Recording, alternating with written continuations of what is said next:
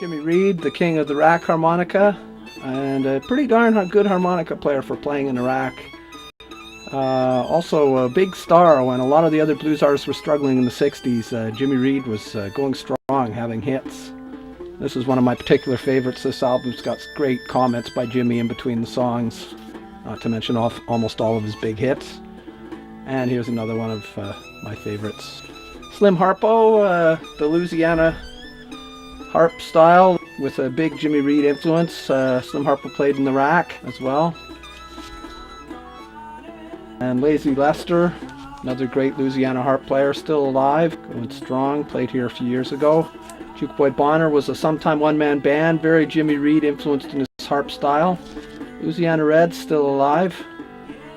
More noted for his guitar, but also plays fine harmonica. Wilbur Harrison, fairly rudimentary harmonica player, but when added in with all the other things that he did, definitely has a quality of its own. New York style, as influenced by Sonny Terry. Sonny Terry and Buster Brown, two great harmonica styles. Sonny Terry, of course, the superior harmonica player, but Buster Brown's no slouch. This was Buster Brown's big album.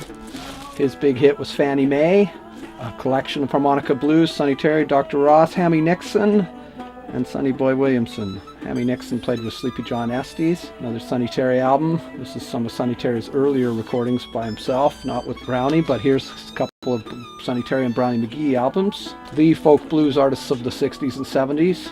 Pegleg Sam, a medicine show musician, played in medicine shows across the South. Very Sonny Terry influenced harmonica player, as was Long Gone Miles, Texas harmonica player, worked with Lightning Hopkins and the like, but very influenced by Sonny Terry as well. And Sleepy John Estes with Hammy Nixon on harmonica.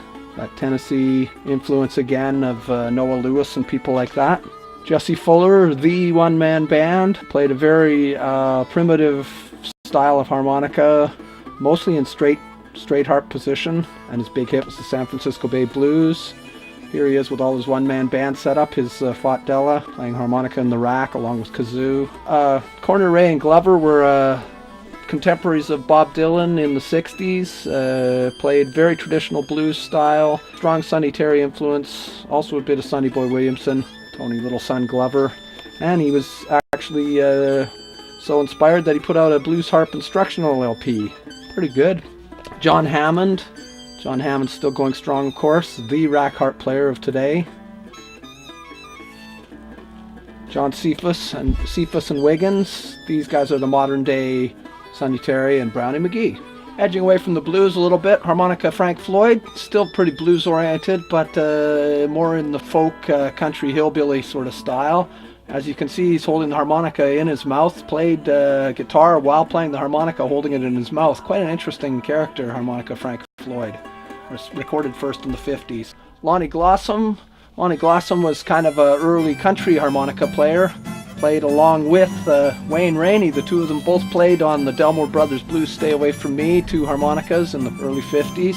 Charlie McCoy is kind of the modern day country harmonica player, famous for his Orange Blossom Special, among other things. Plays on millions and millions of studio recordings, part of the Nashville crew. The Nitty Gritty Dirt Band, they featured a great harmonica, Jimmy Fadden there, played some really hot bluegrass kind of harp. Morton Buffalo, he's kind of playing more blues-oriented stuff now, but back in his early days he was more of a country player, played with Steve Miller for a while. Bob Dylan, of course, not much needs to be said about him. The 60s folk rack harmonica player. Neil Young, ditto. What Bob was for the 60s, Neil was for the 70s. Toots Thielman, phenomenal chromatic harmonica player. The jazz chromatic harmonica player. Got a couple of his albums here.